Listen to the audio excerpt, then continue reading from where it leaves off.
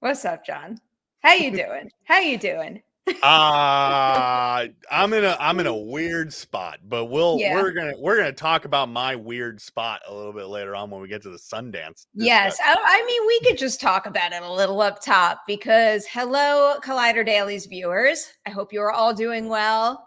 We are in the midst of a pre-film festival craze at the moment. Both of us hit the road for Sundance, for Park City. I don't know about you, John, but I do like bright and early tomorrow morning, and someone has yet to pack a single thing. So technically, I have to leave my house today because my flight is at like 5:30 in the morning or something like that tomorrow. And so I have to drive 2.5 hours to Seattle, at least 2.5 hours when the weather is nice. But the problem is that the weather is not nice. It is actually all ice and snow, and I have to cross a mountain. So things are up in the air for me. They're not up in the air. You'll make it. First and foremost, drive safe, friend. Be safe. We'll make it there eventually. And then even better, once we do get to Park City for Sundance, the plan is for us to do a live Collider Dailies from our interview studio on Friday, which will be a Collider Dailies first. It's something that we've been trying to make happen with this show since the day we started doing it. So it might be a little messy. There might be some troubleshooting, but the hope is that it's finally going to be able to give everybody out there an inside, behind the scenes look at what it's like to produce one of those interview studios. It'll, make you feel as close to Sundance as you can possibly get, not being there physically yourselves. So we're really hoping to, bring you with us in a sense, and it should be fun. Hopefully I'll be there to be a part of it. Stop saying that. We'll be there. It'll all work out. All right. First topic of the day is our title topic. Apparently, Yellowjackets season 3 finally has a release window. I'm going to read a little from the Collider.com article that says, Yellowjacket fans, heads up, the fan favorite series will not return for season 3 until 2025, according to Deadline. The acclaimed series was in pre-production before the historic writer's strike began in May last year, with the writer's room reopening back up in September when a tentative deal was reached. Since its debut, the series has given us 2 gripping seasons, and as a result, its next outing is highly anticipated. So that's a long time to wait for a new season. I don't know about you, John, but Yellowjackets is above and beyond one of my favorite new series in recent years. I absolutely love the ensemble. I am fascinated by the storyline. I am very into, the theory community and trying to pick things apart. And I just I truly can't wait to see what comes next. But clearly this news means I've got a good while to wait. So on the one hand, I'm very, very sad that I've got to wait until 2025 for more. On the other hand, I will say I'm grateful for writers and actors standing their ground and the good that has come from that, and the good that will hopefully be reflected in this industry's future. My hope is that the team behind the show is given the time they needed to deliver an A+ season 3. And then also what Mike Joyce said right here, it'll give him time to catch up. So for anybody out there who has not watched Yellowjackets, clearly I can't recommend it enough. And I hope that you all use this time to binge seasons 1 and 2 so that you're ready for season 3. But then talk about it again, I'm sad. I am actually right there with you, Mike, because I just started Yellowjackets. During the holidays. I watched a few episodes and I've been very slowly getting to it. So maybe it's just, I should just slow down the pace even more. So maybe if I time it out right, I can finish. No. So first of all, it is a highly bingeable show, John. If you feel I am well aware. So you already know, it's not if you feel the need to push next. You will feel the need to push next, and watch them very, very quickly. That is not a bad thing, because once you see what happens at the end of seasons, it winds up making it an even richer experience to go back and revisit and find the very, very smart and well-placed clues that they've peppered throughout the season. Bart Nickerson, Ashley Lyle, very, very smart showrunners. They know what they're doing, and there's a lot more to discover on rewatches. So if you're in John's shoes and you're watching it for the first time, I highly recommend flying through and watching it again. And for anyone out there who's already watched them, watch them again. They're great. I just wish I had the time. Like, television is something that is so hard for me to justify watching. And I've said this on dailies a bunch of times. So it's, I'm trying to find the time to watch it. The few episodes that I watched did have me hooked, but it was just like one of those things where I just didn't have time to hit next. I get it. It's less about, with Yellowjackets in particular, I don't often complain about not having time because, like, one, it's work because I do cover the show heavily, but I cover the show heavily because I absolutely love it. So watching and rewatching winds up being a treat for me. So I make the time. It is very much one of those shows where I have to be paying full attention to what is going on to like catch everything. And so with how much we work, it's sometimes hard to carve out that time to like sit down and have laser focus on a show. So MK Songbird brings up a really good point. We might have to wait until 2025 for season 3, but we know this bonus episode exists. So where is it? When will we get it? Hopefully that'll hold us over because they've got to release this thing. That could be something that they drop like maybe spring or summer, just as a, like, this is going to tide you over until next year. So like, here's like a midpoint drop kind of thing. I don't know. If I was running the show, that's what I would do, but I'm also mean. Well, I certainly hope so. I can't live without this show in my life, so I want it. Here, you want to read this one, John? Oh yeah, Migratory is saying, I'm glad we got to wait this long. It means the writers are given the respect to write as it's supposed to be written. That is a fantastic point, and something that I feel like with the way that television is these days and the fact that it is so common for us to have to wait multiple years for seasons, it can be kind of annoying for viewers, but it is something that allows the shows time to cook, time to like properly be produced and up to the quality that we know that they are capable of producing. So give them some room to run. Yep. I just want one of my favorite shows to get another excellent new season. All right. Speaking of really good shows gearing up for a season 3, that's hopefully phenomenal. It's certainly looking like it's going to be a really good season. We have more the White Lotus season 3 casting news. So there is a lot here. At this point, the White Lotus season 3 has already announced Jason Isaacs, Parker Posey, Carrie Coon, Leslie Bibb, Michelle Monaghan. Of course, Natasha Rothwell is coming back. And there's more people too. I just didn't name everyone there. But this new batch of people has Walton Goggins, Patrick Schwarzenegger, Amy Lou Wood, Sam Nivola, Sarah Catherine Hook as well. So there is so much to be excited about. I love a lot about White Lotus. I do think the casting has consistently been one of the most exciting things about this show. And I think it's really cool for artists that I admire, because it also does seem to be, not that a lot of those names are new, like some of them are newer than others, but a lot of them have established careers already. But it does seem like a show that kind of instantly launches a career in a particular way or reframes it in a certain way. I mean, look at how many Emmy nominations the White Lotus got for its cast.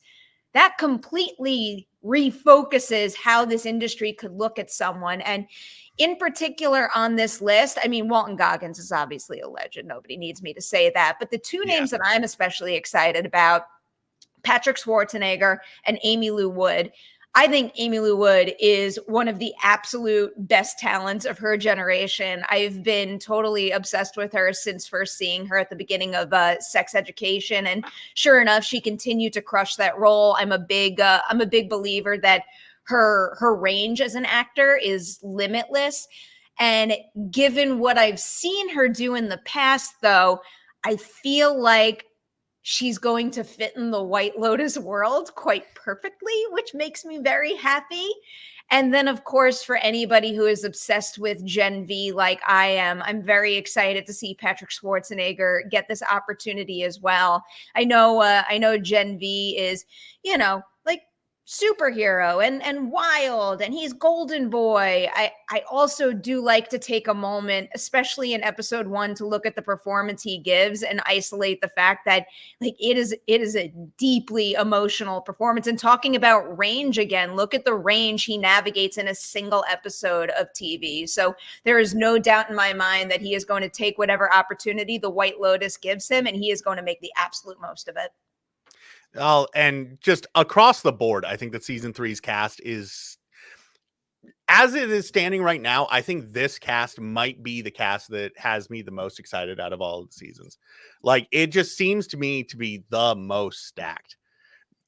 Adding Walton Goggins on top is just like the weird looking icing on top of everything. And I just think that it's going to, I don't know. I am so much more excited for this season seeing this cast than I thought I was going to be. I mean, I enjoyed the previous 2 seasons, but it was one of those things where I was like, I really enjoyed that show. I'll watch it when it comes back, but I'm not going to get hyped. But now seeing this cast, I'm actually starting to build that excitement. So it needs to come out already. Like I'm good on casting news. Just give me the episodes now. Yeah, I'm with this. Parker Posey is like at the top of my most anticipated list for this cast. Hey, and look, we're doing our jobs. You are selling me hard on White Lotus, I must say. White Lotus is another highly bingeable show. I remember for the first season, I did come to it a little later than most. So the buzz was already like sky high. And I'm like, can it really be that good? Is it going to be one of those things where, everyone's hyping it up and then I watch it? I'm like, it's pretty good, but it's not that good. No, I blew through it. And then I went back and I rewatched it. And I did the same thing with season 2. It's another one of those types of shows where, you watch it. You see the end result of the mystery, of course, but you see where all the characters end up. And then you go back and you rewatch it and you can have a greater appreciation for the nuance in the performances. And you could see like certain seeds that were planted so early on to justify how characters evolve. It's like really like a very, very well acted show. And of course, an exceptionally well written show too. I love it. I feel like my experience with it was very odd because I feel like I almost skipped to the rewatch phase because I did a video on it for Screen Rant before I watched any of it. It was like one of those things where they were like, hey, the editor for this project kind of dropped out. Can you jump on it? So I was like, okay, it was a 15-minute long video. And something is good if I spend the like dozens of hours editing a 15-minute video on something, staring at the footage for hours and hours and hours. And then at the end of it, I sit down and actually watch the thing that I've been staring at. Like and it had already fully been spoiled for me. I knew everything that there was to know by the end of that editing process, but I was still like, man, this is so good. I feel like I have to sit back and I have to watch this. So I sat down and I binged both seasons back to back over the course of a weekend. This was back when I had free time. Makes me happy that you enjoyed it. And who knows, now that Succession has wrapped its run, the White Lotus I don't know if it's going to be next year. I don't know how quick their timeline is going to be, but the White Lotus could emerge as the dominant contender at the Emmys in the drama category. So I think it'll certainly be up there. Yeah, I mean, it was definitely up there, but the fact that Succession was such a juggernaut, and rightfully so, Succession is phenomenal, but I'm looking forward to seeing the White Lotus continue to get more love. Jennifer Coolidge won, of course, but it needs more than that. Yes, it does. It deserves a lot. So shall we move on to our final topic of the day? A topic I it. think we're both very excited about because we are gearing up to go to Sundance. And right now we're going to give you a little Sundance 2024 preview. It's so weird to say that. I still can't believe it's Sundance.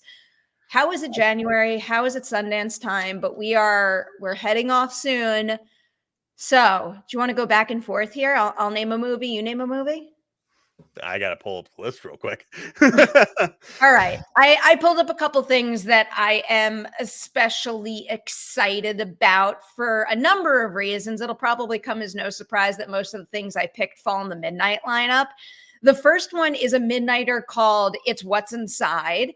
I am very into a lot of the people involved in this movie. I think it's got a very, very talented ensemble in the mix. Just in case you don't know what it is, I'm going to read the one-sentence description they gave for this one. A pre-wedding party descends into an existential nightmare when an estranged friend shows up with a mysterious suitcase. There are, like I said, a lot of cool people involved in this movie. One in particular that I'm a big fan of, very cool guy, had a good year last year with his movie. James Morrissey. He made I Love My Dad. Fuck. Now I'm like, am I messing up the title? I Love My Dad with Patton Oswalt, and I thought he was really, really good in that. And it just signaled to me, like, dude can lead a movie. And then when you put him in the mix of an ensemble that includes so many other people, and just to name a few, Brittany O'Grady, Gavin Leatherwood, David Thompson, Nita Bloomgarden, I could go on and on. This just has a really stacked cast, and I'm looking forward to seeing them make the most of the concept behind the film. Am I back? Can you guys hear me? I feel like my internet cut out for a second there. I see and hear you. You are all good. All right, cool. Well, the one that I'm going to bring out might be a little bit of a cop out, but I'm excited to check out the animated shorts. I think that's not a cop out. That's a great plug right there. I love animation. I feel like this is news to nobody. And the opportunity to like sit down and watch some animated shorts that I realistically might not see anywhere else. That's exciting enough for me. I mean, there's really not a lot that I have to say about that. Just I want to go see some mind-bending art house animation. Like that sounds like a fantastic evening to me. I'll give you a feature recommendation if you're into the animated movies that are in the mix, because I do believe we're covering the movie 10 Lives, which is about a cat. So I'm obviously very excited about that. But you might want to keep an eye out for that one as well. The next one on my list is Love Lies Bleeding. I mean, surprise, surprise. It's Rose Glass's new movie. I'm full-blown obsessed with Saint Maud. I love that she's sticking with the fine folks at A24. It stars Kristen Stewart. Anytime Kristen Stewart signs on for a movie, I always know that it is going to be not only of a certain quality, but it's also going to take creative swings that are going to stimulate and excite me. I'm really excited for Katie O'Brien having a big leading role, because obviously she made a big impression in Ant-Man and the Wasp: Quantumania, and then of course in Mandalorian as well. But this project looks as though it could put her in the spotlight in a different way, a launchpad kind of way, where we could really see a significant amount of depth and range from her. So I am very much rooting for this one. Sounds like it'll probably be a good time. Your answers are so much like better thought out than mine are. I prepped. Yeah, you have like significantly more prep on all of these films than I do, so this surprises me not at all. My next one will have to be And So It Begins. This one is for like a weird reasoning. It's a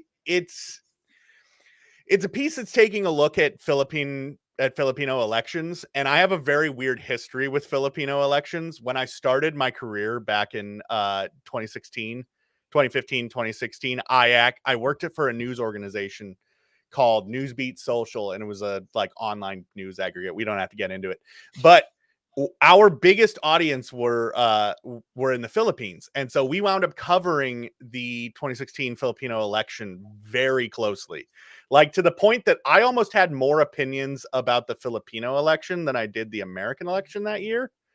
So now seeing the end of Rodrigo Duterte's time as president, taking a look at the next round of elections, it's fascinating to me, and I'm all on board for it.